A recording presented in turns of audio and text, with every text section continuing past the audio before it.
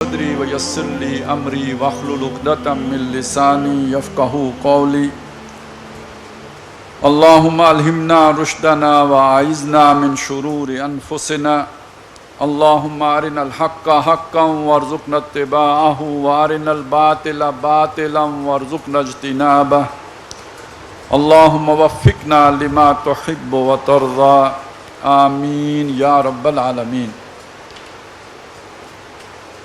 قرآن حکیم کے جس منتخب نصاب کا ہم مطالعہ کر رہے ہیں اور جو سورۃ العصر کے میں بیان شدہ 4 نجات کی شرائط پر جس کو منتخب کیا گیا ہے، یعنی وہاں جو نجات کی 4 شرطیں بیان ہوئی ہیں، ایمان، عمل صالح، تواصی بالحق اور تواصی بالصبر، تو قرآن مجید سے وہ مقامات منتخب کیے گئے ہیں جو ان 4 جو نجات کی شرائط ہیں ان کی تشریح کرتے ہیں، ان کی تفصیل بیان کرتے ہیں۔ ان میں ہم ان مقامات کا مطالعہ کر چکے ہیں جن میں ایمان کے ساتھ بحث کی گئی ہے، اور جو دوسری شرط ہے وہ عمل صالح کی ہے، الا الذین آمنوا وعملوا الصالحات۔ عمل صالح کی جو بحث ہے اس کے لیے جو ہم نے مقامات منتخب کیے تو ان کی تشریح یا ان کے مطالعہ جاری ہے۔ عمل صالح کو جو مختلف سطح معین کی گئی ہیں، ایک یہ ہے کہ انسان کا انفرادی سطح پر مطلوبہ عمل کیا ہے۔ قرآن مجید انفرادی ایک فرد سے کون سے اعمال کا تقاضا کرتا ہے، پھر اس سے بعد جو اجتماعیت کے سفر کا آغاز ہوتا ہے تو فرد سے جو اگلا یونٹ بنتا ہے وہ خاندان کا یونٹ ہے، میاں بیوی کا تعلق ہے۔ میاں بیوی سے آگے پھر معاشرہ وجود میں آتا ہے، مختلف خاندان مل کر ایک معاشرہ تشکیل دیتے ہیں، اور کئی معاشرے مل کر اب جدید دنیا میں ریاست کا تصور آیا ہے، پہلے یہ نہیں تھا، اب آ چکا ہے۔ تو ہم نے انہی سطحوں کے اوپر دیکھنا ہے کہ فرد کا عمل صالح کیا ہے، خاندان کا عمل صالح کیا ہے، معاشرے کا عمل صالح کیا ہے، اور اس سے اوپر ریاست کا عمل صالح کیا ہے۔ فرد کے عمل صالح پر ہم نے وہ مقامات دیکھ لیے۔ سورہ مومنون کی پہلی 11 آیات ہم نے پڑھنی، قد افلح المومنون الذین هم فی صلاتهم خاشعون والذین هم عن اللغو معرضون والذین هم للزکاۃ فاعلون، تو یہ اولئک هم الوارثون الذین یرثون الفردوس هم فیہا خالدون، یہ ایک فرد سے ڈیمانڈ ہے۔ اچھا، اسی کو دہرایا گیا ہے سورہ معارج کی آیت نمبر 19 تا 35 میں۔ یہی شرائط ہیں، الفاظ ذرا بدل گئے ہیں، لیکن یہ کہ وہی باتیں ہیں جن کو ان 16 آیات میں پھر دہرا۔ یہ پہلی 11 آیات ہے سورہ مومنون کی، وہ 16 آیات ہیں، لیکن مضمون وہی ہے۔ ان پر عمل کرنے کے نتیجے میں جب ایک صالح شخصیت وجود میں آ جاتی ہے تو اس کے اوصاف کیا ہوتے ہیں، یہ سورہ فرقان کے آخری رکوع میں ہم دیکھ چکے۔ عباد الرحمن الذین یمشون علی الارض ہونا واذا خاطبهم الجاہلون قالوا سلاما، اور وہ مضمون چلا ہے، اور والذین یقولون ربنا هب لنا من ازواجنا وذریاتنا قرۃ اعین واجعلنا للمتقین اماما تک ان کے اوصاف بیان ہو گئے، یہ بھی ہم نے پڑھ لیا۔ تو فرد کی حد تک ہماری بحث مکمل ہو گئی۔ اب اس کے بعد خاندان کے ادارے کی بات آئی، تو اس کے لیے ہم نے سورہ تحریم کا انتخاب کیا ہے۔ سورہ تحریم 28ویں پارے میں، جیسے کہ ہم پہلے بھی ذکر کر چکے ہیں، 28ویں پارے میں آخری صورت ہے، اور یہ ان 10 صورتوں کا حصہ ہے جو مدینہ میں نازل ہوئی ہیں۔ ویسے بیشتر قرآن مجید تو وہ ہے جو مکے میں نازل ہوا، اور آخری جو منزل ہے اس میں تو زیادہ تر قرآن مکی ہی ہے، لیکن یہ کہ اس میں یہ 10 صورتیں جو تقریباً سوا پارہ بن جاتا ہے، سوا پارہ سے تھوڑا سا کم، کیونکہ سورہ حدید ہے وہاں سے شروع ہوتی ہیں اور 28ویں پارے پہ آ کے ختم ہو جاتی ہیں۔ سورہ حدید 27ویں پارے کی آخری صورت ہے، تو یہ کوئی سوا پارے کے لگ بھگ 10 صورتیں جو مشتمل ہیں، یہ ساری کی ساری مدینہ میں اتری ہیں، اور ان کا آپس میں بڑا گہرا ربط و تعلق ہے۔ پہلی صورت سورہ حدید ہے، اور اس میں ایک یوں سمجھیے خلاصہ بیان کر دیا گیا اگلی صورتوں کے مضامین کا۔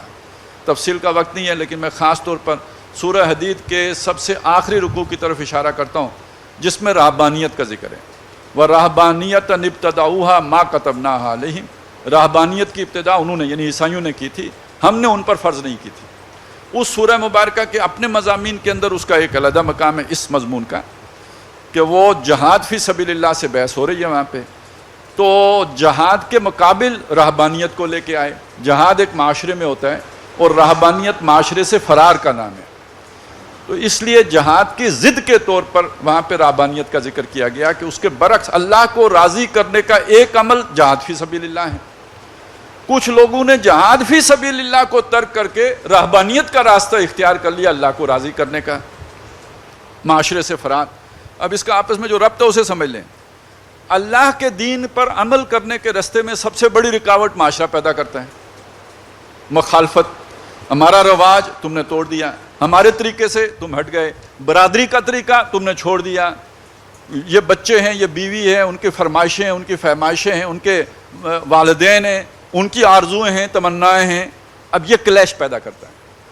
اس کلیش کا تقاضا یہ جہاد کرو. جہاد بھی سیف ہی نہیں ہوتا ہے، جہاد بھی باللسان بھی ہوتا ہے، آپ پیسیو ریزسٹنس بھی ہوتی ہے. تو آپ اس کے مقابلے میں مزاحمت کرو اور معاشرے کے اندر رہ کے کرو، اس کا نتیجہ نکلے گا. اور دوسری صورت کیا ہے؟ آپ معاشرے سے بھاگ جاؤ اور جنگل میں جا کے بیٹھ جاؤ. تو یہ رہبانیت ہے. اس کو کہا گیا لا رہبانیت فی الاسلام. اسلام میں کوئی رہبانیت نہیں، آپ جہاد کریں. اور اسی کو حضور نے دوسری طرف فرمایا میری امت کی رہبانیت جہاد فی سبیل اللہ ہے. تو ان کا آپس میں رب بھی آپ کے سامنے آ گیا اور وہ رہبانیت کی تشریح بھی آ گئی کہ آج یعنی اسلام میں وہ والی رہبانیت تو بالکل نہیں ہے جو ترک دنیا کی والی رہبانیت ہے. اور اگر ترک دنیا کی کوئی صورت ہے تو وہ یہ ہے کہ اس معاشرے کو ٹھیک کرنے کے لیے جہاد کیا جائے. یہ اللہ کے نبی صلی اللہ علیہ وسلم نے واضح کر دیا. اچھا، اس رہبانیت میں ظاہر ہے گھر گرستی کی زندگی تو ہوتی نہیں. تو یہ جو 10 صورتیں ہیں ان میں سے آخری 2 صورتیں گھر گرستی کی زندگی سے بحث کر رہی ہیں. جب اسلام میں رہبانیت نہیں ہے تو اس کا مطلب اسلام میں گھر گرستی کی زندگی ہے، خاندان ہے، میاں بیوی ہیں. تو ان میاں بیوی کے مسائل کو ان 2 صورتوں کے اندر ڈسکس کیا گیا ہے. اور جو سورہ طلاق ہے اور سورہ تحریم، یہ 2 صورتیں. سورہ طلاق میں خاندان کے ایک ایسی کیفیت زیر بحث لائی گئی ہے کہ جس میں میاں بیوی کے درمیان انبن ہو گئی ہے، ان کے درمیان انڈرسٹینڈنگ نہیں ہے، ان کے نقطہ نظر کا اختلاف ہو گیا ہے، اور وہ مل کر خاندان کے ادارے کو اس طرح نہیں چلا پا رہے جس طرح کہ چلانا چاہیے. اپنی رنجش کی وجہ سے، اپنے اختلاف کی وجہ سے ان میں باہمی محبت اور مودت اور ایثار اور قربانی اور تعلق کی کمی ہو گئی ہے. اب ان کو جوڑ کر رکھنا جو عیسائیت میں تھا، وہاں طلاق تھی نہیں. یہ غیر فطری عمل ہے. 2 آدمی ایک دوسرے کی شکل نہیں دیکھ سکتے، آپ انہیں کہتے ہیں مل کے رہو، تو یہ ایک غیر فطری عمل ہے. تو اسلام نے اس کا راستہ رکھ دیا کہ آپ طلاق دے کے سیپریشن اختیار کر لو، علیحدہ علیحدہ ہو جاؤ، جدا ہو جاؤ. اور یہ اس کا طریقہ ہے. طلاق دینے کا طریقہ بھی بتا دیا، یوں کر کے طلاق دو. یہ اس وقت وہ موضوع نہیں ہے، بس سمجھا رہا ہوں کہ خاندان کے ادارے میں جب نفرت پیدا ہو جائے میاں بیوی 2 افراد میں، میاں بیوی میں، تو اس کی سولوشن سورہ طلاق میں بیان کرتے ہیں. یہ اس کا حل ہے. اس کا متضاد یا اس کے برعکس جو کیفیت، مقابل جو کیفیت ہو سکتی ہے کہ ان میں محبت بڑی شدید ہو جائے، بڑا قرب ہو جائے، اور اتنی محبت ہو جائے کہ اس محبت کی ایک دوسرے کا پاس لحاظ کرنے کے لیے، ایک دوسرے کی خواہشیں پوری کرنے کے لیے اللہ کے احکام پس پش ڈال دیے جائیں، تو نقصان دہ عمل ہو گیا. تو اب یہاں اعتدال ہے جو سورہ تحریم میں ہمارے سامنے آیا. اور شروع میں خود نبی اکرم صلی اللہ علیہ وسلم کی زندگی کے 2 واقعات پیش کیے. اگرچہ کہ حضور سے تو اس بات کا کوئی امکان، کوئی احتمال نہیں تھا کہ آپ کسی غیر اللہ کو، مخلوق میں سے کسی کو راضی کرنے کے لیے اللہ کے کسی حکم کو نظر انداز فرما دیں، اس کا تو کوئی امکان ہی نہیں. لیکن یہ کہ آپ کی زندگی کا ایسا واقعہ کہ جس میں آپ نے کچھ نرمی برتی اور کچھ لحاظ کرتے ہوئے ایک حلال شے کو جسے چھوڑنا کوئی غلط. آپ کے پاس چوائس ہے نا، آپ گوشت کھائیں یا سبزی کھائیں. تو ایک آدمی کہے میں گوشت نہیں کھاتا، تو حضرت یعقوب علیہ السلام نے اونٹ کا گوشت نہ کھانا طے کر لیا تھا، تو کوئی حرام کام تو نہیں ہے نا. میں اور آپ بھی طے کر سکتے ہیں، ہم کہہ سکتے ہیں بھائی میں مونگی کی دال نہیں کھاتا، کوئی کیا کہہ سکتے ہیں، اس سے کوئی گناہ نہیں ہوتا. لیکن جب نبی صلی اللہ علیہ وسلم نے یہ کیا تو یہ گناہ کا عمل نہیں تھا. لیکن اللہ تعالیٰ نے امت کی تعلیم کے لیے، امت کی تربیت کے لیے حضور صلی اللہ علیہ وسلم کی زندگی کی اس مثال کو سامنے رکھ کر کہ جس شے کو اللہ نے حلال کیا ہوا ہے، آپ اپنی ازواج کی مرضی کے لیے، ان کی رضا جوئی کے لیے اللہ کی اس حلال کردہ شے کو اپنے اوپر حرام کیوں کرتے ہیں؟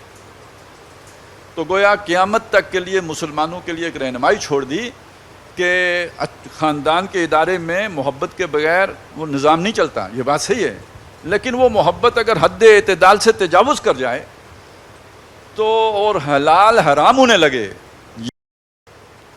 جو زیادہ تر ہمارے ہاں ہوتا ہے، حرام کو حلال کر لیا جائے، تو یہ صورت بڑی نادانی کی ہے۔ یہ خاندان پھر عمل صالح پر قائم نہیں ہے بلکہ عمل غیر صالح پر کھڑا ہو گیا ہے، اور یہ اب اس کے اندر پھر وہ خیر و برکت اس سے اٹھ جائے گی، اور خاندان سے جب خیر و برکت اٹھتی ہے تو لڑائی جھگڑا بھی جنم لے سکتا ہے، اور بہت سی بے برکتیاں ہو سکتی ہیں، اولاد ناہنجار ہو سکتی ہے، نافرمان ہو سکتی ہے، نافرمان نہ ہو تو نااہل ہو سکتی ہے۔ تو یہ میں نے چند چیزیں آپ کے سامنے رکھی ہیں، باقی آپ قیاس کر لیجئے کہ بے برکتی کی کیا کیا صورتیں ہو سکتی ہیں، بے چینی، بے قلی، بے آرامی، کوئی ایک دوسرے سے راضی نہ رہنا، کھٹپٹ لگی رہنا، پھر یہ ساری کیفیات پھر گویا اس بے برکتی کی علامت ہوں گی۔ تو گویا خاندان اب عمل صالح پر نہیں کھڑا بلکہ عمل غیر صالح پر کھڑا ہو گیا، اور ایک معمولی سی لغزش کہ جس میں آدمی جہاں پہ کھڑا سٹینڈ لینا چاہیے تھا وہاں پہ سٹینڈ نہیں لیا، جہاں پہ کھڑا ہونا چاہیے تھا وہاں کھڑا نہیں ہوا، اور کہا خیر ہے یار کوئی نہیں ٹھیک ہے۔ تو یہ خیر ہے کوئی نہیں ٹھیک ہے، اس سے پھر اتنی بڑی خرابی وجود میں آ جاتی ہے۔ اسی کو پھر ایک اور انداز میں بتایا، قوا انفسکم واہلیکم نارا، اپنے کو بھی اور اپنے بچوں کو بھی آگ سے بچاؤ، وہ آگ کہ جس کے تپش اتنی ہوگی کہ پتھر بھی اس میں پگھل جائیں گے، اور جس کے اوپر وہ تند خو فرشتے تعینات ہوں گے جو بہت ہی سخت مزاج ہیں، تمہارے بچوں کی چیخ و پکار سے ان کے دل پر کوئی اثر نہیں ہوگا۔ تو آج اگر بچہ نماز نہیں پڑھتا یا جھوٹ بولتا ہے یا کہیں اس نے کوئی غلط کام کیا ہے، آپ کہیں خیر ہے کوئی نہیں، بڑا ہوگا تو ٹھیک ہو جائے گا، تو آپ کی یہ جو نیگلیجنسی ہے یا یہ جو سستی ہے، اس کے نتیجے میں بچے کے اخلاق بگڑ گئے تو سوچو پھر اس کا انجام کیا ہوگا۔ تو چھوٹی چھوٹی غلطیاں کتنی پہاڑ جیسی غلطی پر منتج ہو سکتی ہیں، یہ ہمیں اس سورہ مبارکہ نے بتایا۔ اب آئیے آگے کہ اگر اس معاملے میں اس سے پہلے کوئی کوتاہی ہوئی ہے، کوئی سستی ہو گئی ہے، کوئی عدم توجہی ہو گئی ہے، چوکنا نہیں رہا ہے آدمی، تو اب اس کے پاس موقع ہے پلٹ آئے، توبہ کرے۔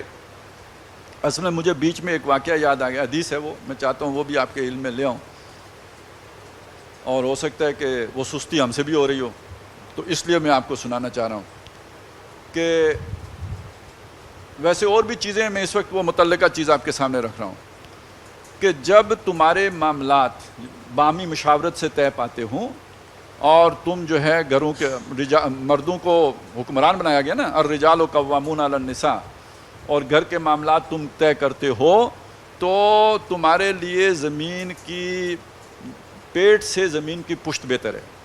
پیٹ قبر، پشت اوپر سطح پہ یعنی زندہ رہنا تمہارے لیے اچھا ہے، تم زندہ رہنے کے قابل ہو۔ اور جب تمہارے معاملات تمہاری عورتوں کے ہاتھ چلے جائیں تو پھر تمہارے لیے زمین کی پیٹھ سے زمین کا پیٹ بہتر ہے۔ تو دیکھنا چاہیے کہ ہم اپنے معاملات اپنے ہاتھ میں رکھتے ہیں یا یہ کہ ہمارے معاملات جو ہیں وہ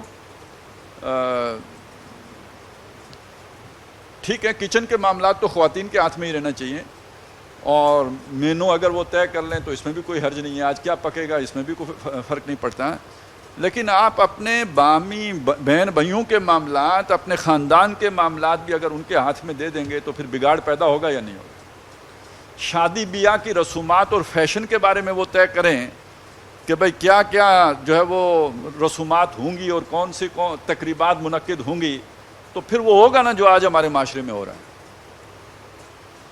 تو پھر تمہارے لیے زمین کی پیٹھ سے زمین کا پیٹ بہتر ہے۔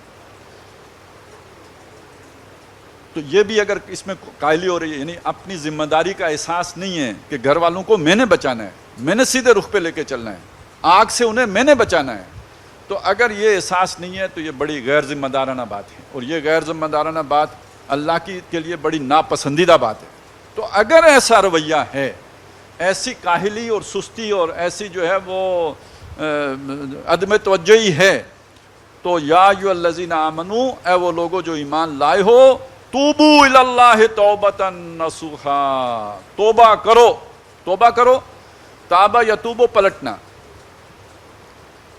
اور یہ وہ توبہ ہے. توبہ کا مطلب یوں سمجھے یو ٹرن لو, یعنی آپ بغاوت پہ جا رہے ہو, غلط رخ پہ جا رہے ہو, آپ کہیں جو ہے وہ غلط موڑ گئے ہو. تو غلط موڑ گئے ہو تو اب کیا کرو, دوبارہ موڑ ٹھیک کرو نا, آلٹر کورس کرو, واپس آؤ, پلٹ کے آؤ, لوٹ کے آؤ. یہ توبہ ہے. اس معنی میں کوئی شک نہیں ہے کہ وہ آدمی بہت بڑا ہے کہ جو توبہ کرے, بہت دلیر ہے, اس پر اللہ بہت خوش بھی ہوتے ہیں. یعنی ایک کوئی بندہ کتنا ہی بڑا گناہ کیوں نہ کر لے, اگر وہ توبہ کر لے تو اللہ معاف کرنے والا ہے. ان اللہ یغفر الذنوب جمیعا. اے لوگو اپنے گناہوں پر مایوس نہ ہو جاؤ, بے شک اللہ تعالیٰ سارے کے سارے گناہ معاف کر دینے والا ہے, سب گناہ معاف کر دیتے ہیں. اور معاف کرتے ہوئے کوئی احسان نہیں کرتا, بلکہ اپنے بندے جب واپس لوٹ کے آتا ہے بندہ, اللہ اتنا خوش ہوتا ہے, اتنا خوش ہوتا ہے. حضور نے ایک مثال دے کے سمجھایا کہ اگر کوئی شخص جا رہا ہو صحرا میں اور اس کا سارا سامان زادِ راہ جس سواری کے اوپر ہو, وہ سواری اس سے کھو جائے, اس کی آنکھ لگی اور سواری آنکھوں سے اوجھل ہو گئی, اٹھ کے ڈھونڈی, دائیں بائیں آگے پیچھے ہر طرف تلاش کی, نہیں ملی.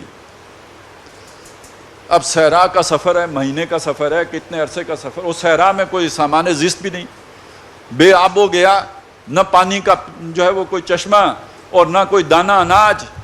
سامان وہ تھا جو اونٹنی پر یا سواری پر تھا, وہ غائب ہو گئی. تو اس کا ایک ہی مطلب ہے, موت ہے. تو اب بھاگو تو بھی موت ہے, بیٹھے رہو تو بھی موت ہے. اب وہ موت کے انتظار میں بیٹھ جاتے ہیں اور آنکھ اٹھا کے دیکھتا ہے تو سامنے سواری کھڑی ہے.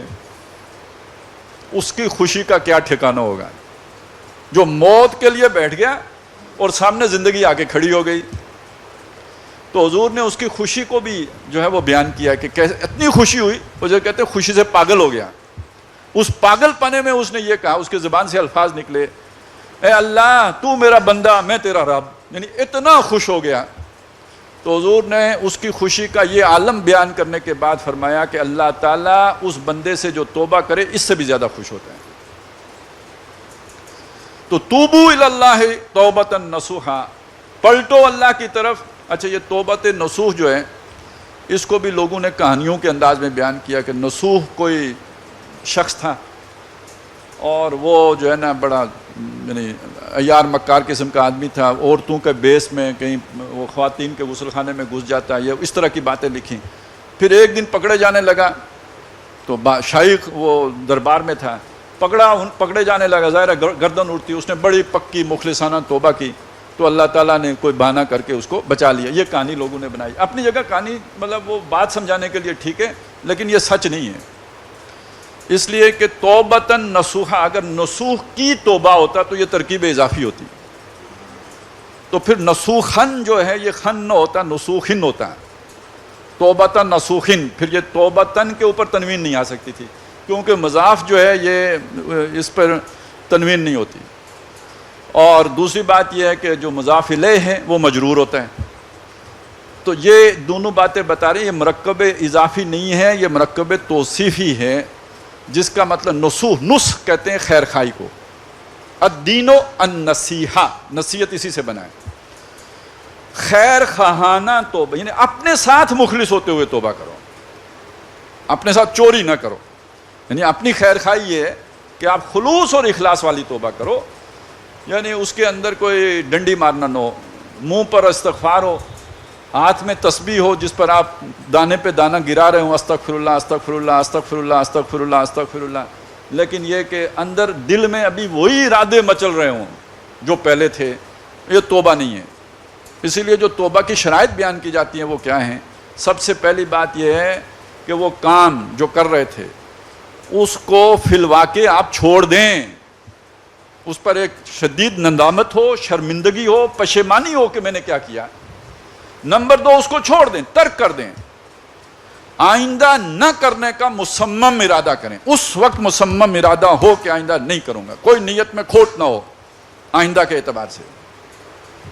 یہ تو اگر اللہ کے حق میں کوئی کمی ہوئی ہو تو یہ 3 شرائط ہیں, اور بندوں کے حق میں ہوئی ہو, کسی کی غیبت کی ہے, کسی کا دل دکھایا ہے, کسی کے پلاٹ پر قبضہ کر لیا ہے, کسی کا مال ہڑپ کر لیا ہے, کسی کی چوری کی ہے, تو ان 3 شرائط سے توبہ نہیں ہوگی پوری. جس کا حق مارا ہے جس کو نقصان پہنچایا ہے جا کر اس کا ازالہ کرو، اس سے معافی مانگو، وہ معاف کرے، نہیں تو جو اس کا نقصان ہوا ہے وہ پورا کرو تاکہ وہ راضی ہو جائے۔ یہ چوتھی شرط بھی حقوق العباد کے بارے میں پوری ہوگی تو اب یہ توبۃ نصوحہ ہو گئی۔ اور اگر یہ نہیں ہوا تو میں استغفر اللہ کی مالا جپنے سے توبہ نہیں ہوتی، جیسے بعض لوگ سمجھ لیتے ہیں۔ اچھا، یہ غلط فہمی بھی دور کر لیں۔ کچھ ہوتے ہیں نا بعض صدقات ایسے ہوتے ہیں کہ یہ آپ کریں تو پچھلے گناہ معاف ہو گئے۔ من صام رمضان ایمانا و احتسابا غفر له ما تقدم من ذنبه، جس نے حج کیا تو اس کے گناہ معاف ہو گئے، جس نے اشراق پڑھ لی صبح اس کے کل کے گناہ معاف ہو گئے۔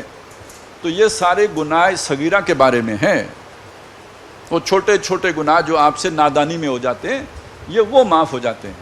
یہ جو گناہ کبیرہ ہیں یہ توبہ ہی سے معاف ہوتے ہیں۔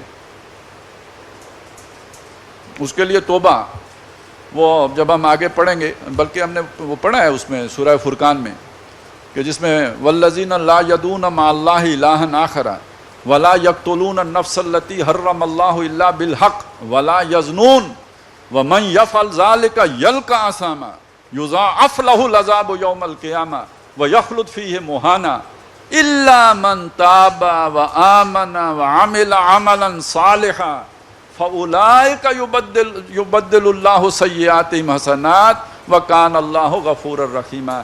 ان لوگوں کے لیے جو اس طرح توبہ کریں، ان گناہوں کو چھوڑیں، ان کے لیے اللہ تعالیٰ بخشنے والا مہربان ہے۔ لیکن اگر وہ توبہ نہیں کرتے یضاعف لہ العذاب یوم القیامہ ویخلد فیہ مہانا، تو یہ اس کا انجام ہوگا۔ قرآن مجید نے اسے بالکل واضح دو ٹوک بیان کر دیا۔ تو فرمایا یا ایھا الذین آمنوا توبوا الی اللہ توبۃ نصوحا عسیٰ ربکم ان یکفر عنکم سیئاتکم۔ امید ہے کہ اگر یہ تم توبہ نصوح کرو گے تو تمہارا رب تمہاری برائیاں تم سے جھٹک دے گا، جھاڑ دے گا۔ جیسے گرد پڑ جاتی ہے نا کپڑوں پہ تو ہم جھاڑ دیتے ہیں، تو بس اللہ تعالیٰ بھی تمہیں وہ جھاڑ جوڑ کے پاک صاف کر دے گا اگر توبہ کرو گے تو۔ وَيُدْخِلَكُمْ جَنَّاتٍ تَجْرِي مِن تَحْتِهَا الْأَنْهَارُ، اور تمہیں داخل فرمائے گا ان باغات میں جن کے درمیان ندیاں رواں ہیں، نہریں چلتی ہیں۔ یوم، اس دن لا یخزی اللہ النبی والذین آمنوا معہ، جس دن اللہ تعالیٰ نہ اپنے نبی کو رسوا کرے گا نہ ان کے ساتھ ایمان لانے والوں کو رسوا کرے گا۔ اللہم ربنا اجعلنا منہم، اے اللہ ہمیں ان لوگوں میں شامل فرما جو اس دن کی رسوائی سے بچ جائیں۔ اللہم لا تخزنا یوم القیامہ، اے اللہ ہمیں قیامت کے دن رسوا نہ کرنا۔ لیکن یہ کہ اس کی یہ شرط ہے، یہ پوری کریں تو اللہ تعالیٰ جو ہے اس رسوائی سے بچا لے۔ اس کا مطلب سب سے بڑی رسوائی تو وہ ہے وَخِزْيَ يَوْمَئِذٍ، اس دن کی جو رسوائی ہے وہ سب سے بڑی رسوائی ہے، اللہ تعالیٰ اس سے محفوظ رکھے۔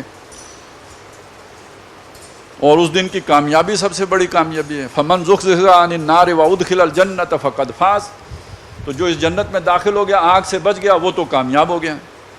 اور جو یہ نہ ہوا اور آگ میں چلا گیا وہ رسوا ہو گیا، وہ برباد ہو گیا، وہ تباہ ہو گیا۔ اصل ناکامی تو وہ ہے، بے شک دنیا میں وہ بش جیسی طاقت رکھتا ہو، بے شک اس کے پاس بل گیٹس جتنی دولت ہو، لیکن یہ کہ اگر وہاں وہ ناکام ہو گیا تو برباد، رسوائی ہے۔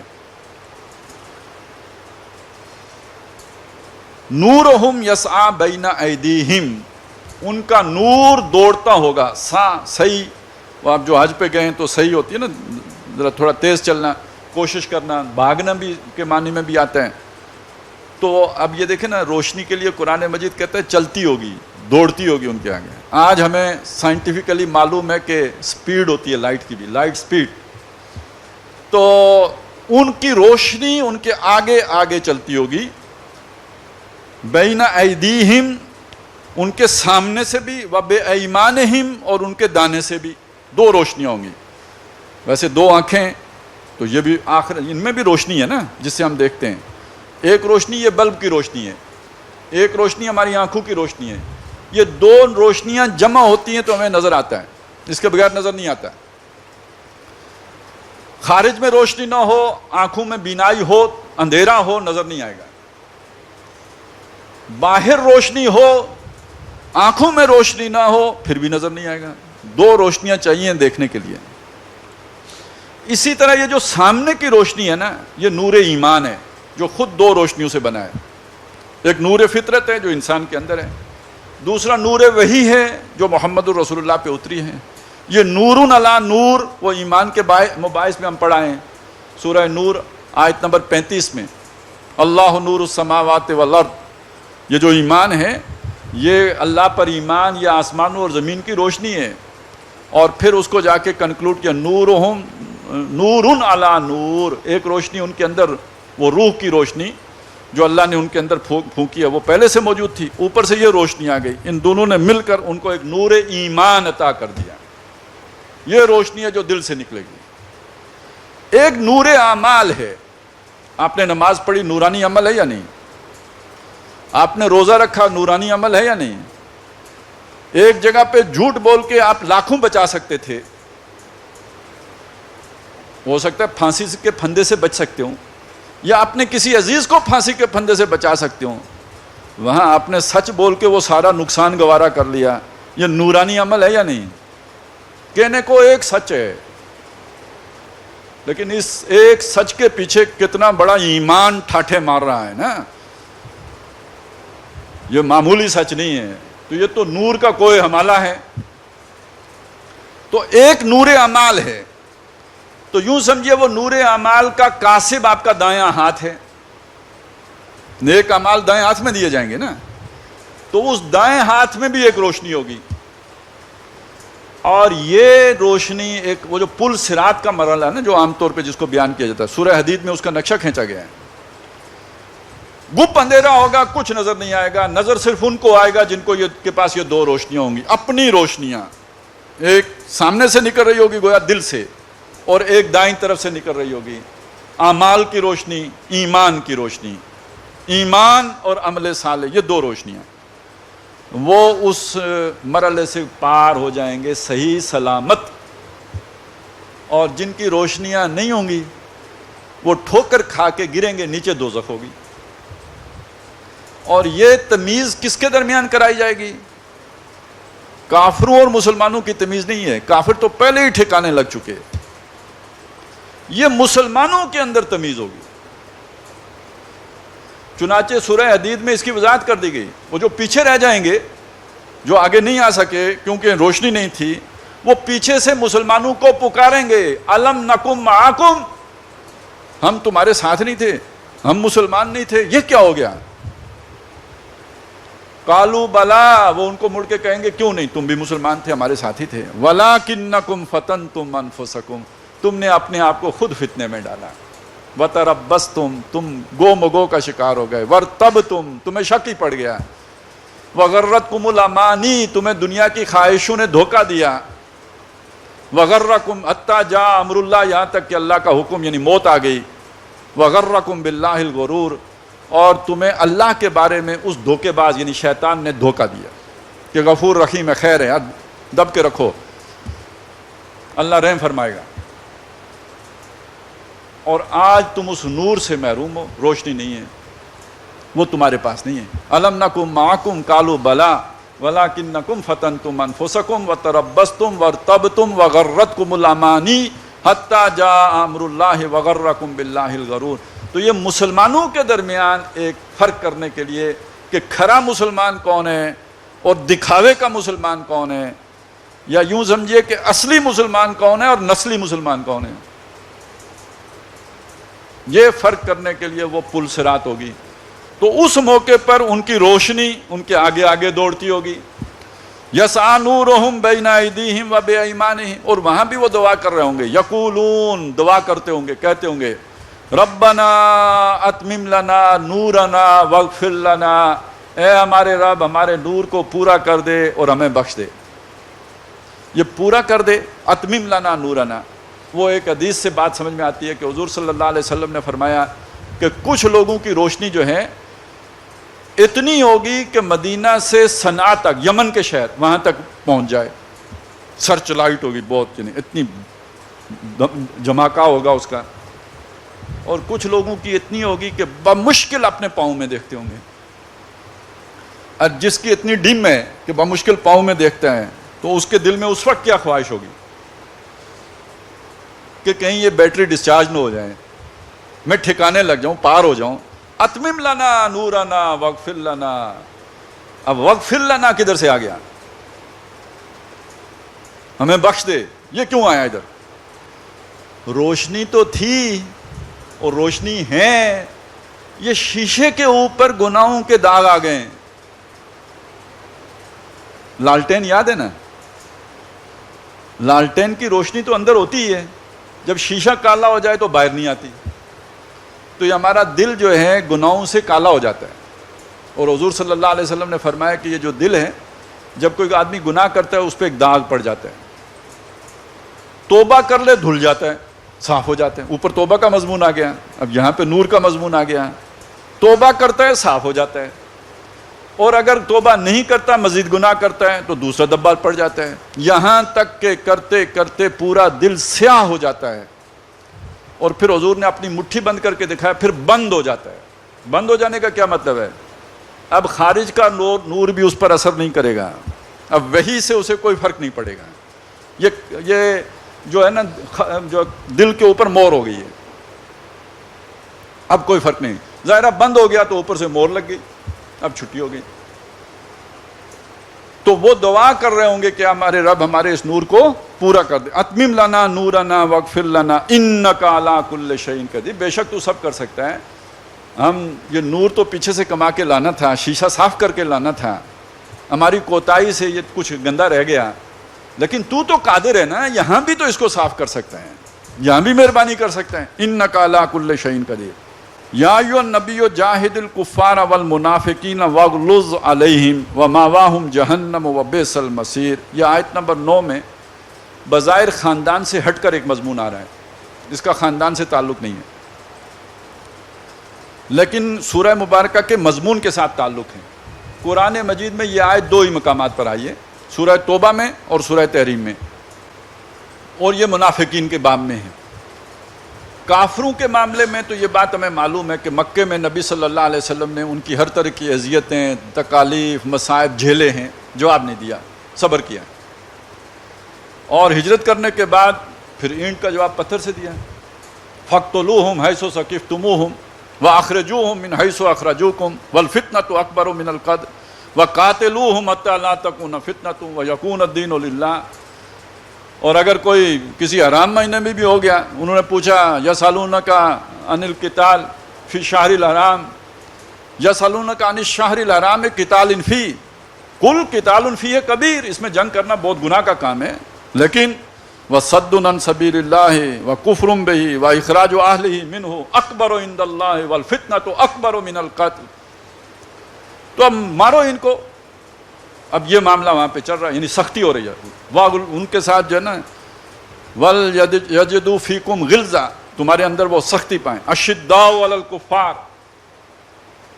لیکن منافقین کے بارے میں قرآن کہتا ہے نبی فَاعْفُ عَنْهُمْ وَاسْتَغْفِرْ لَهُمْ وَشَاوِرْهُمْ فِي الْأَمْرِ. ان کو معاف کر دیں، ان کے لیے استغفار کریں، ان سے مشورہ بھی کرتے رہیں.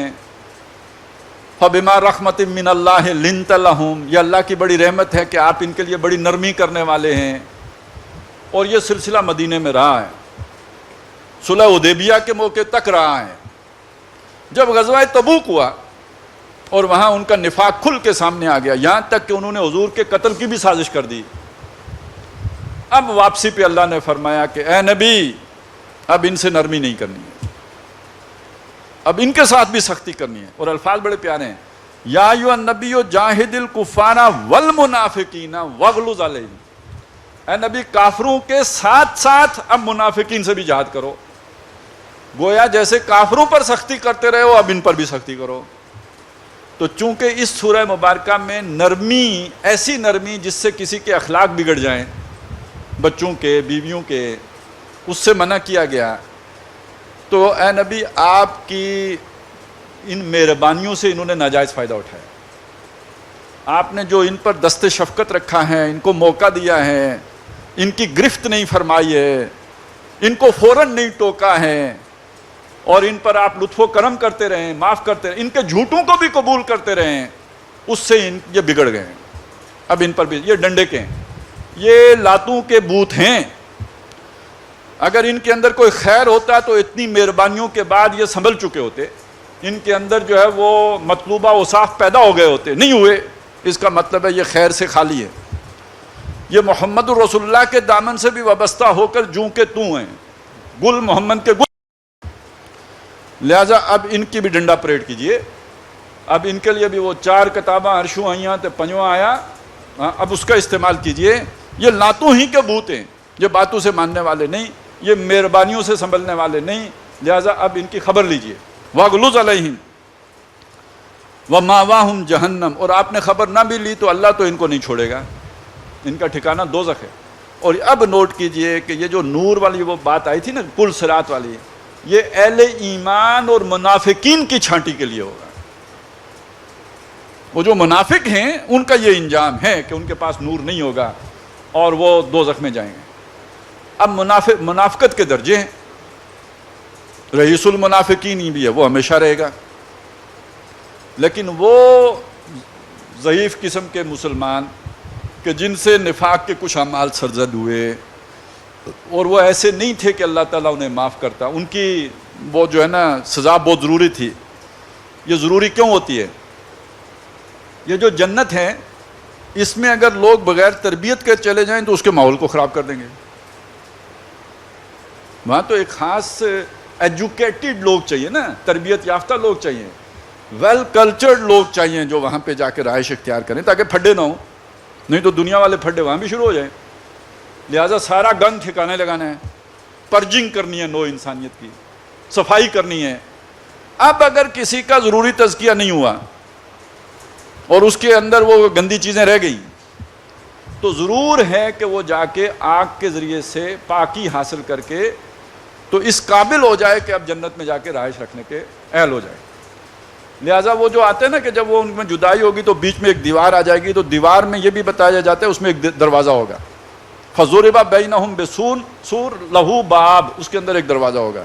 تو علماء نے لکھا ہے کیوں ہوگا کہ جو ان میں سے پاک ہوتے جائیں گے، کوئی نور ایمان کی کوئی رمق ان کے اندر تھی، گناہوں کی وجہ سے روشنی باہر نہیں آ رہی تھی، تو جب وہ شیشہ قلب جو ان کا صاف ہوگا تو اس دروازے سے گزر کے تاکہ وہ آ سکیں.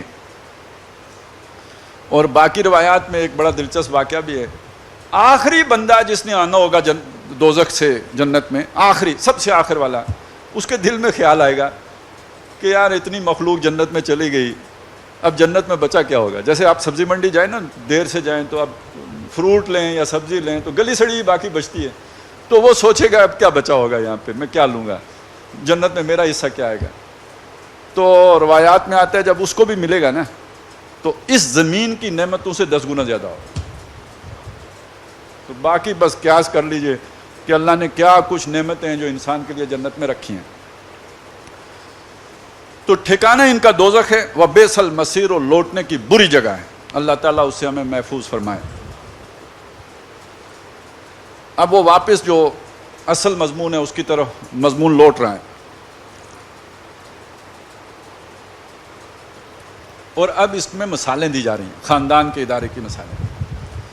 اور ایک بڑا اہم نقطہ واضح کیا گیا ہے کہ یہ جو میاں بیوی کا تعلق ہے یا کوئی بھی تعلق دنیا میں ہے، یہ دنیا کی زندگی کے ضرورت کے تحت ہے، دنیا کے تقاضے نبھانے کے لیے. اس کی بنیاد پر آخرت کے فیصلے نہیں ہونے ہیں کہ اگر خامد جنت میں جائے گا تو لازماً بیوی بھی جنت میں جائے، یا بیوی جنت میں جائے گی تو خامد بھی لازماً جنت میں جائے، یا میاں بیوی دونوں جنت میں جائیں تو بیٹی بیٹا بھی جنت میں جائیں. نو، وہاں اصول وہ جو پہلے ہم پڑھ چکے، فرد کا عمل صالح، ہر آدمی کلہم آتیہ یوم القیامت فردا، تم سب کے سب قیامت کے دن اکیلے اکیلے آؤ گے. ایسا نہیں ہوگا کہ جناب جو مسلمان ہوئے تھے سارے جنت میں، جو یہودی ہوئے تھے سارے دوزخ میں. ایسا بھی نہیں ہوگا کہ مسلمانوں میں سے جو دیوبندی ہو گئے تھے وہ سارے جنت میں باقی سارے دوزخ میں، یا بریلوی ہو گئے تھے وہ سارے جنت میں اور باقی سارے دوزخ میں. اور ایسا بھی نہیں ہوگا کہ سعودی عرب والے سارے جنت میں اور باقی سارے دوزخ میں، یا پاکستان والے سارے جنت میں اور باقی سارے، ایسا کچھ بھی نہیں. اسی سے یہ بھی سمجھ لیجئے کہ ایسا بھی نہیں ہوگا کہ سارے آوان جنت میں اور باقی سارے دوزخ میں، یا سارے عباسی جنت میں اور باقی سارے دوزخ میں، یا سارے چودھری جنت میں اور باقی سارے دوزخ، ایسا کچھ بھی نہیں ہوگا. ہر آدمی اکیلا اکیلا، یا فلانا خاندان سارا جنت میں اور اس کے علاوہ سارے جو ہے وہ ایسا نہیں۔ اللہ کے نبی نے اس کو یہاں تک بیان کر دیا، اے فاطمہ محمد کی بیٹی صلی اللہ علیہ وسلم رضی اللہ تعالیٰ عنہ، اپنے آپ کو آگ سے بچا لو، اس لیے کہ اللہ کے سامنے میں تمہارے کچھ کام نہیں آ سکتا۔ تو پھر اس کے بعد کیا باقی بچا ہے؟ ہاں ایک بات رہ گئی، وہ بھی بیان کر دوں۔ ایسا بھی نہیں ہوگا کہ جماعت اسلامی ساری جنت میں اور باقی جماعتیں دوزخ میں، نہیں، وہ وہاں پہ ہر فرد ذاتی حیثیت میں اپنے عمل کا حساب دے گا۔ یہ کسی ملک کی شہریت، کسی جماعت کی رجسٹریشن اور کسی مسلک کا تعلق یہ بنیاد نہیں بن سکتا جنت میں جانے کا۔ ذاتی عمل ہوگا جو بنے گا، اور اس کو ایکسٹریم پہ جا کے بیان کیا قرآن مجید نے۔ ضرب اللہ مثلا للذین آمنوا، اللہ مثال بیان کرتا ہے ان لوگوں کے لیے جو ایمان لائے۔ کس کی؟ امرأۃ نوح و امرأۃ لوط، حضرت نوح علیہ السلام کی بیوی کی اور حضرت لوط علیہ السلام کی بیوی کی۔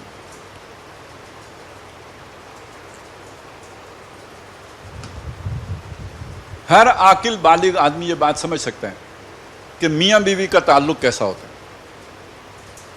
اسے شرما شرمی میں اکثر و بیشتر ہم چھپا دیتے ہیں، لیکن یہ کہ حقائق ہیں کہ انسانوں کے مابین جو پہلا تعلق قائم ہوا وہ میاں بیوی کا تعلق، اولاد بعد میں ہے، والدین بعد میں ہے، پہلا رشتہ جو قائم ہوا ہے وہ میاں بیوی کا رشتہ ہے، اور اس میں اللہ نے بڑی کشش رکھی ہے۔ یہ کشش شیطان نے نہیں رکھی ہے، اللہ نے رکھی ہے، تو شرمانے کی کیا بات ہے؟ اللہ نے دنیا کی ساری محبتوں میں سب سے پہلے اس محبت کا ذکر کیا، زُيِّنَ لِلنَّاسِ حُبُّ الشَّهَوَاتِ مِنَ النِّسَاءِ، بنین بعد میں، وَالْقَنَاطِيرِ الْمُقَنطَرَةِ من بعد میں، پہلا یہ میاں بیوی کا تعلق ہے۔ تو اگر یہ ساتھ نہیں رہ سکیں گے وہاں تو اور کسی کی کیا گنجائش ہے؟ تو اس تعلق میں کتنی اپنائیت ہے، کتنا مضبوط تعلق ہے، کتنا جسے کہتے ہیں نا اسٹرانگ بانڈ ہے جس میں یہ بندھے ہوئے ہیں۔ تو نوح علیہ السلام کو اپنی بیوی اچھی لگتی ہوگی تو رکھی ہوئی تھی نا، اور لوط علیہ السلام کو بھی بیوی سے وہ ضروری محبت ہوگی تو گھر میں تھی، لیکن وہاں ہمارے لیے اللہ نے یہ مثال رکھ دی ہے۔ ضرب اللہ مثلا للذین آمنوا امرأۃ نوح و امرأۃ لوط کانتا، وہ دونوں عورتیں تحت عبادنا صالحین، تحت عبدین من عبادنا صالحین، ماتحت تھی، زیر سرپرستی تھی، ماتحت تھی، عبدین ہمارے دو بندوں، من عبادنا ہمارے بندوں میں سے دو بندوں کے، صالحین جو نیکوکار بندے تھے۔ ظاہر ہے نوح علیہ السلام اولو العزم من الرسل، حضرت لوط علیہ السلام تنہا اکیلا بندہ پورے معاشرے کے مقابلے میں کھڑا۔ نوح علیہ السلام پر تو پھر چند لوگ ایمان لے آئے جو کشتی میں بیٹھ گئے، لوط علیہ السلام پر ایک بندہ بھی ایمان نہیں لایا۔ الیس منکم رجل رشید، ایک بندہ بھی نہیں ہے یار تم میں کوئی رشد و ہدایت والا، ایک بندہ بھی ایمان نہیں لایا، اکیلے کھڑے رہے۔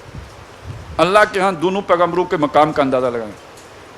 ان کی بیویاں، ظاہر ہے تعلق تو تھا، ان بیویوں نے فخانتاہما،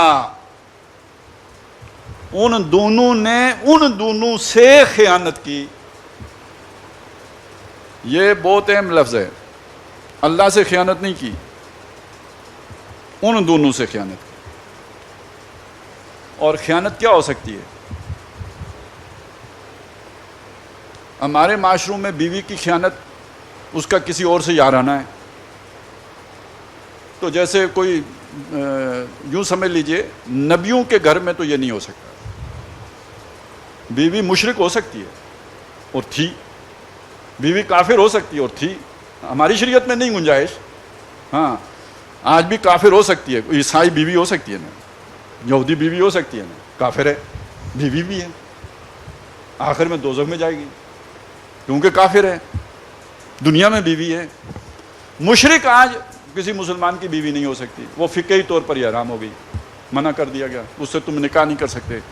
ولا تنکحوا المشرکات حتی یؤمن ولامۃ مؤمنۃ خیر من مشرکۃ واللہ اعجبتکم ولا تنکحوا المشرکین حتی یؤمنوا ولعبد مؤمن خیر من مشرک واللہ اعجبکم. تو مشرک سے تو نکاح نہیں ہو سکتا، نہ عورت کا، مسلمان عورت کا، نہ مسلمان مرد کا. لیکن یہ کہ کافر سے عورت سے ہو سکتا ہے، کسی مسلمان عورت کا کسی کافر مرد سے نہیں ہو سکتا. اچھا، لیکن حضرت نوح علیہ السلام، حضرت لوط علیہ السلام کے دور میں تو اس کی بھی اجازت تھی. اب یہاں خیانت، بدکاری خیانت نہیں ہو سکتی. قرآن نے اصول بیان کیا، الخبیثات للخبیثین والخبیثون للخبیثات والطیبات للطیبین والطیبون للطیبات. اب یہ اس اصول کے خلاف ہے، بدکارہ نہیں ہو سکتی نبی کی بیوی، یہی علماء نے لکھا بھی ہے. تو پھر خیانت کیا تھی؟ جو معلوم خیانت ہے، چھپی ہوئی نہیں ہے. ایک تو اللہ کی نافرمانی، یعنی ان کے مشن کی ساتھی نہیں تھی. جو ان کی زندگی کا مشن ہے، ان کی زندگی کا رخ اس کے برعکس ہے. اور دوسرا اہم تر، دونوں، خاص طور پہ لوط علیہ السلام کی بیوی کا تو ذکر بھی ہے کہ انہوں نے حضرت لوط علیہ السلام کا راز افشا کر دیا تھا. وہ جو خوبصورت لڑکے بن کے آئے تھے فرشتے، تو قوم کو جا کے خبر کرنے والی ان کی خاتون خانہ تھی. تو اب خاندان کے ادارے کے اندر جو سب سے بڑا عمل صالح ہے وہ کیا ہے؟ بیوی کا خاوند کا رازدار ہونا اور خاوند کا بیوی کا رازدار ہونا. چنانچہ حدیث میں آتا ہے وہ مرد بہت برا مرد ہے، لعنتی ہے، جو اپنی بیوی کی جو باتیں ہیں جا کے لوگوں کے ساتھ، اپنے دوستوں کے ساتھ کرتا ہے. یہی بات عورت کے لیے بھی آئی ہے. جو بھی گھر کی باتیں ہیں، جو میاں بیوی کا آپس کا جو تعلق ہے، اس لیے کہ قرآن نے کیا کیا، ہن لباس لکم وانتم لباس لہن.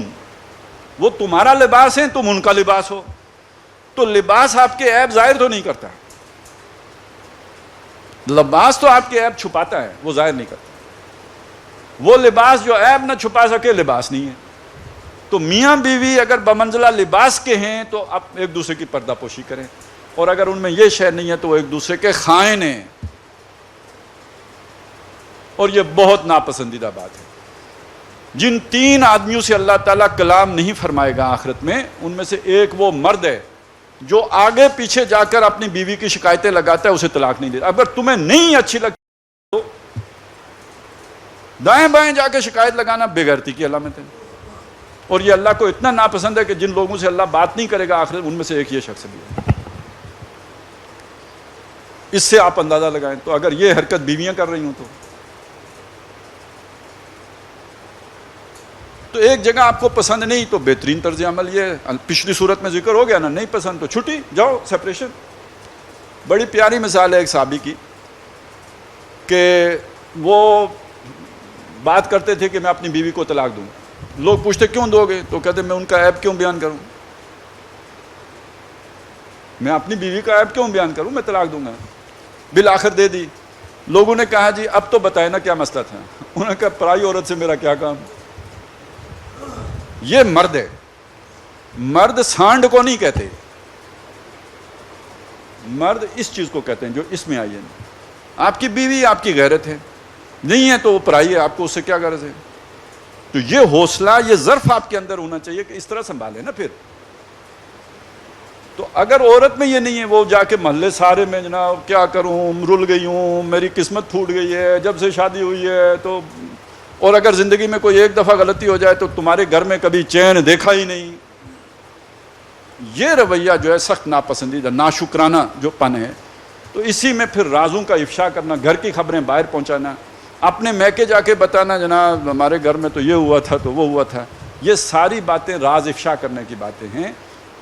اور اس پہ کتنی بڑی بات اللہ کی طرف سے نبی صلی اللہ علیہ وسلم کی بیویوں کے لیے آ گئی تھی. حالانکہ انہوں نے راز باہر نہیں، آپس میں ڈسکس کیا. حضور نے منع کر دیا کسی کو نہیں بتانا، اپنی سوکن کو بتا دیا، کسی اور کو تو نہیں بتایا. اس پر اللہ کی طرف سے یہ بات آ گئی کہ اگر تم نے توبہ نہ کی تو اللہ تعالیٰ تمہاری جگہ پہ بدل کے اپنے نبی کو اور بیویاں دے دے. بالکل کلیئر ہو گئی بات کہ یہاں پہ کس شے کو خیانت کہا گیا ہے. فخانتاہما، ان دونوں نے ان سے خیانت کی. فلم یغنیا عنہما من اللہ شیئا، تو اللہ کے مقابلے میں انہیں کوئی چیز کام نہ آئی. وکیلا، اور کہہ دیا گیا ادخل النار مع الداخلین، داخل ہو جاؤ آگ میں داخل ہونے والوں کے ساتھ. وکیل ادخل النار مع الداخلین. وضرب اللہ مثلا، اسی طرح اللہ مثال بیان کرتا ہے للذین کفروا،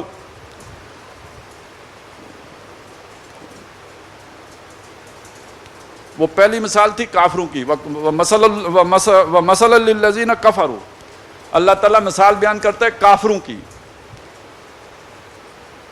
امرأۃ نوح و امرأۃ لوط، اور اب مثال بیان کر رہا ہے اللہ تعالیٰ ایمان والوں کے لیے. یعنی کوئی خاتون اگر وہ ایمان والی ہے اور وہ کسی کافر کے ہتھے چڑھ گئی، کسی ناہنجار مسلمان کے ہتھے لگ گئی. ابھی مجھے کچھ دن پہلے ہی، ایک تو پھر بھی ہماری سوسائٹی تو پھر بھی اللہ کا کرم ہے، وہ اس حد تک نہیں ہے معاملہ. یہ کسی نے مجھے کینیڈا سے کوئی خاندان تھا، انہوں نے بات بتائی کہ وہاں پہ تو اب صورتحال یہ ہے کہ مرد اپنی عورتوں کو زبردستی بے پردگی پر مجبور کرتے ہیں، اور کئی خواتین اپنے مردوں سے اس وجہ سے الگ تھلگ رہتی ہیں کہ وہ انہیں یہ غیر شرعی کام کرنے کا حکم دیتے ہیں. تو اب ایسے ناہنجار کے ہتھے کوئی لگ گئی ہو تو وہ کیا کرے؟ وہ اپنی زندگی کیسے بتائے؟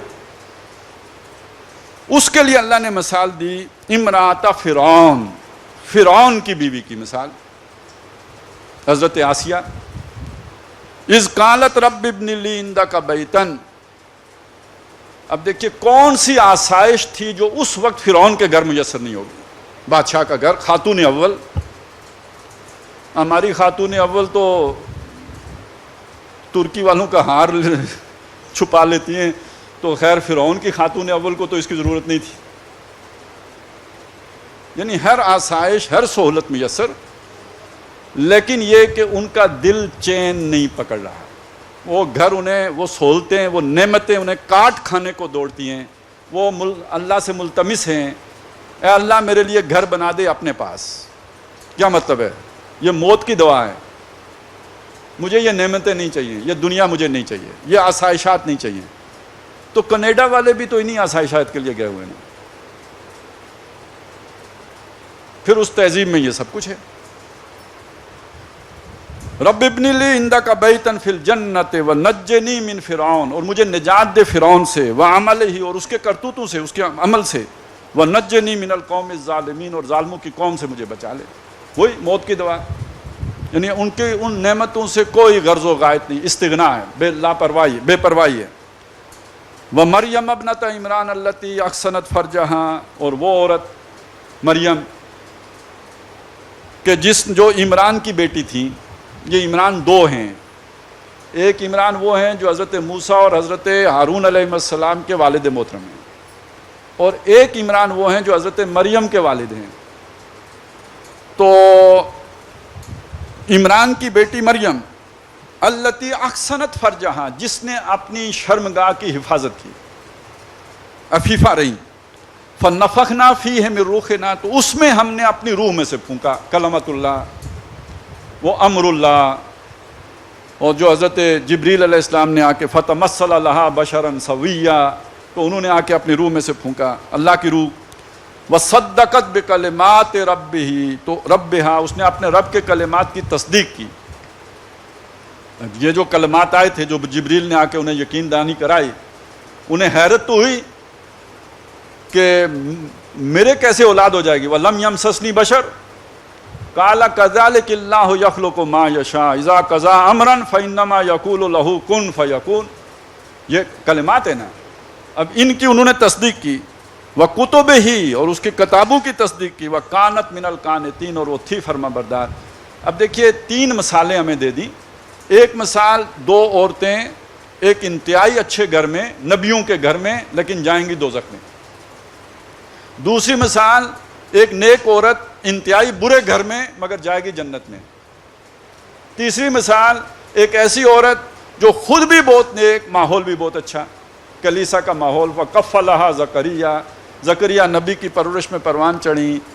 تو وہ، اور ظاہر ہے وہ ہر طرف سے جو ماحول بھی اچھا، خود بھی اچھی. اب بات کیا سمجھائی؟